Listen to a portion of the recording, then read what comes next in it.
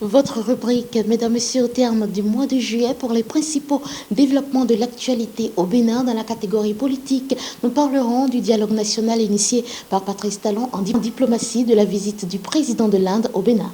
Dans la catégorie médias, la nouvelle configuration de la haute autorité de l'audiovisuel et de la communication au Bénin, également de la fermeture de la chaîne de télévision Carrefour. Toujours dans son point mensuel à la une, reviendra sur le moment de disgrâce connu par Louis-Philippe Rondéignon et Nazer Rounopé, ce que vous coûtera faire pipi désormais au Bénin. Et pour finir, nous ne manquerons pas de rendre un hommage mérité à Marcel de Souza. Bienvenue à vous, merci de vous installer. Je vous laisse en compagnie de Timothée Yegbignon.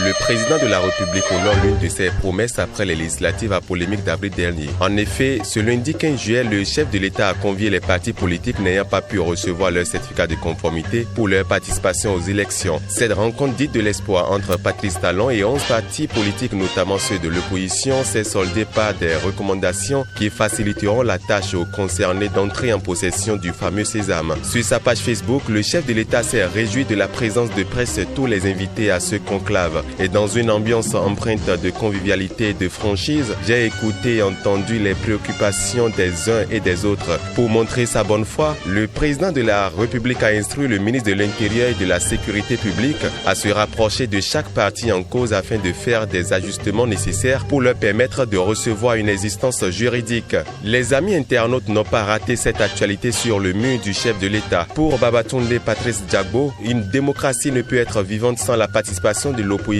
à l'animation de la vie publique. Des contradictions jaillit la lumière. Manuela Amoussou, quant à elle, trouve qu'il s'agit là d'un discours politique. Ce qui nous intéresse, Monsieur le Président, c'est quand est-ce qu'on va libérer tous ces Béninois arrêtés par la police lors de ces manifestations du 1er et du 2 mai.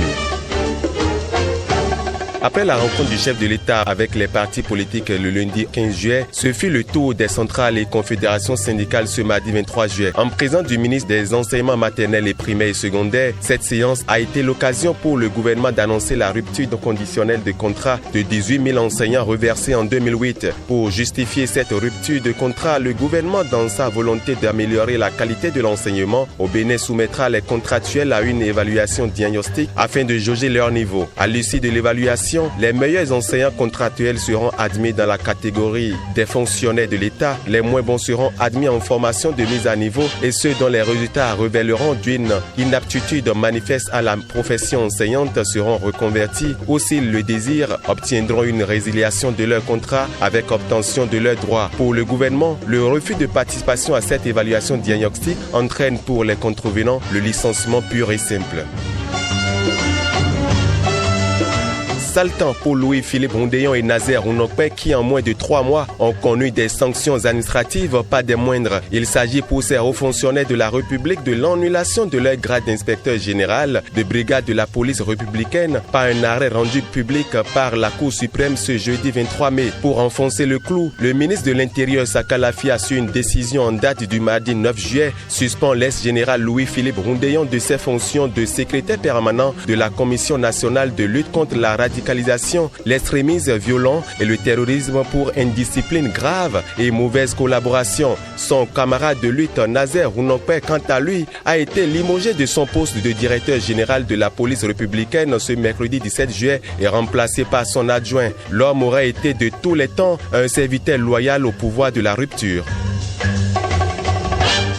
Installation officielle des nouveaux membres de la haute autorité de l'audiovisuel et de la communication ce 22 juillet. Le chef de l'État a formellement reconnu les nouveaux membres de la 6e législature et les envoie dans leurs fonctions respectives. Le nouveau président de cette institution, M. Rémi Prosper Moretti, s'engage à travailler avec une presse libre et professionnelle au service de la nation béninoise. Et pendant ce temps, c'est la télévision TVC qui, dans un communiqué en date du vendredi 26 juillet, annonce la fermeture de ses programmes. Dans ce communiqué, il est écrit qu'en raison des difficultés économiques et financières persistantes, nous avons le regret de vous annoncer la suspension de nos émissions pour une durée indéterminée et ce, à partir du lundi 29 juillet 2019 à 0h. Toute l'équipe de TVC Bénin vous remercie de l'avoir accompagné durant ces merveilleux moments de télévision. La direction générale.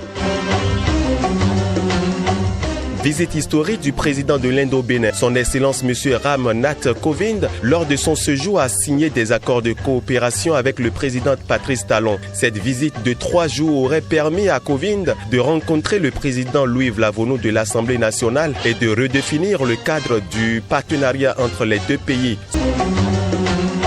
Pisser dans la rue à Cotonou vous coûtera désormais des mois d'emprisonnement et une amende. C'est le triste sort des 2 individus appréhendés ce lundi 15 juillet à la place des Martyrs à Cotonou alors qu'ils donnaient satisfaction à un besoin physiologique. Le tribunal de première instance de première classe de Cotonou, dans son verdict du 22 juillet, a requis pour les mises en cause 3 mois d'emprisonnement avec sursis et 20 000 francs CFA d'amende à verser au trésor public. Cette interpellation fait suite à l'opération lancée par les forces de l'ordre contre toutes les formes de pollution dans la ville de Cotonou. Fin de parcours terrestre pour l'ancien ministre d'État chargé du développement. Marcel Dessouza, précédemment président de la commission de la CEDEAO, a tiré sa révérence ce mardi 16 juillet en France des suites d'une crise cardiaque à l'âge de 65 ans. Pour le professeur Joël Aïvo, le défunt est le seul béninois qui a accédé à cette fonction stratégique. Ils sont nombreux ceux qui gardent de lui l'image d'un homme qui a assaini la commission, qui a été courageusement au front sur plusieurs dossiers sensibles et brûlants. L'ancien ministre de la République sera enterré ce samedi 3 août à Ouida.